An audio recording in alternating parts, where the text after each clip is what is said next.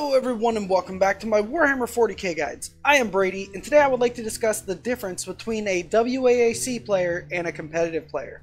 I've seen the term WAAC player, also known as a win-at-all-cost player, thrown around a bit too loosely, and I would like to clear up any misunderstandings the community may have. I know I kind of covered this topic in my unethical tactics and how to avoid them video, but in this video I would like to go further in proving that there is a difference between a WAAC player and a competitive player, at least by today's standards. The reason I bring this up is because I received a comment on my Imperium Units You Should Consider video, and the person said something along the lines of, "So you're a WAAC player, got it." Depending on how you look at it, he's technically not wrong, because if he means that I'm a player that tries my hardest to win by using the most optimal lists, units, and strategies, then yes, I fit his definition. But the problem here is that I don't think that's what the definition of what a WAAC player should be, and that's what I plan on discussing with you guys in this video. First off, let's discuss something that I think is important to the topic, and that is how the game has been marketed and perceived for many years. And that is that the game has been marketed and perceived for over 20 years as a role-playing narrative game. Kind of like Dungeons & Dragons, except with a board, terrain, and some little miniatures. So for a long time, a WAAC player, or win-at-all-cost player, was regarded as anyone who spammed the best units because they didn't care about the role-playing or narrative aspect of the game, and instead they were just trying their hardest to win the game, instead of making a fun narrative or lore-friendly experience. This gained people the title of WAAC players, but I think this definition of the term is now outdated. It's not wrong for its time, but now with the way things are headed, I think we need to redefine what a WAAC player is. So that brings us back to the main discussion, and that's the difference between a WAAC player and a competitive player, at least in my opinion of what the definition for those terms should be. Since 8th edition, and some could argue 7th edition, Warhammer 40k is no longer just a role-playing or narrative game. It is now a legitimate competitive experience if you want it to be.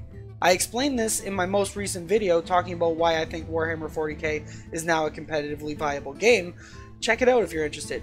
But getting back on topic though, with the changes to 8th, the game no longer feels like the role-playing experience it once was. There were so many more rules to the game that definitely made it more Dungeons & Dragons-like and added a much bigger roleplay element to the game, but the majority of that was trimmed off for 8th edition to better balance the competitive side of the game and to streamline the game to more people.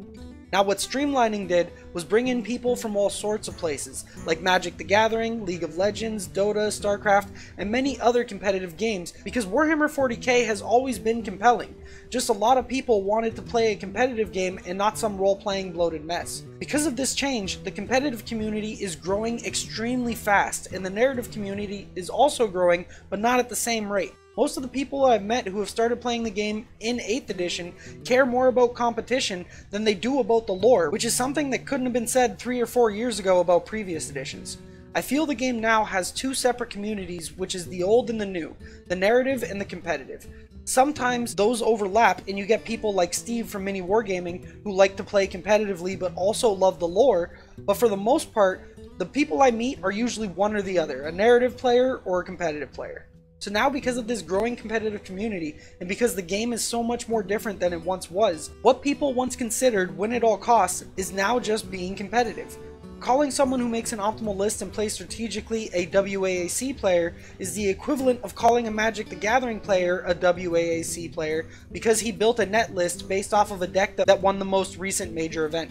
Both are competitive games, and I proved this in my last video, so why do people in each game get treated differently for building to win? It's because 40k for many years, like I mentioned earlier, was marketed and perceived as a fun role-playing narrative game, while Magic the Gathering has always been marketed as just a card game, where lore does not matter at all. In Magic the Gathering, no one gets mad at you if you have two different archetypes in the same deck because they hate each other in the lore. That makes no sense. But that does happen in 40k because the game was marketed around its lore. It's always had its lore first, gameplay second, while games like Magic the Gathering and League of Legends had gameplay first and lore second. With 8th edition, I feel this is the other way around now, with Games Workshop concentrating more on gameplay first and then lore second. So with that said, let's get down to what I think the definitions should be now. Considering everything I just mentioned, like the fact that Warhammer 40k is a competitive game if you want it to be an 8th edition, and that it's okay to play to win, I think what was the old WAAC definition should just be considered a competitive player now by today's standards. And as a refresher, that means someone who builds an optimal list and uses optimal strategies to win the game. And I think the new definition of a WAAC player should be reserved for people who cheat, manipulate, or do any of the unethical tactics I mentioned in my other video, because that is literally trying to win at all costs.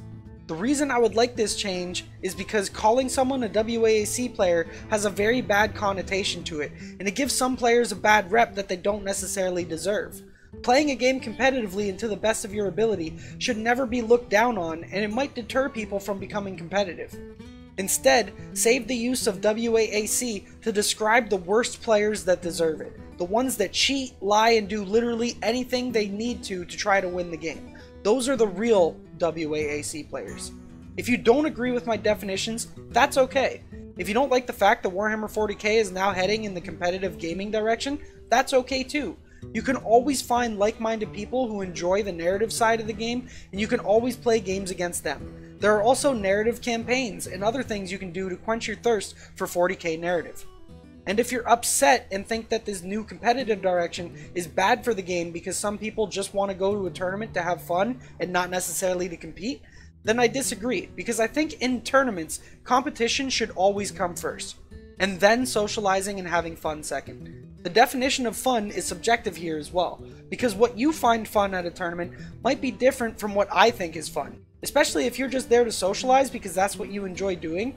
But I really enjoy the competition part of the event, and I want to be on my A game and take it seriously. That's how I have my fun. Everyone has fun in different ways, and neither of us should judge the other for how we want to enjoy ourselves at events. So if you don't find competing or competition fun, that's okay. Just don't get mad at someone who is actually trying to compete in a competition. Anyways, I think that's going to be it for this topic and this video. I think I've proven the difference between a real WAAC player and what a competitive player is, at least by today's standards, since we now have a flourishing competitive community. Hopefully you guys enjoyed the video, and if you did, don't forget to hit that like button or subscribe.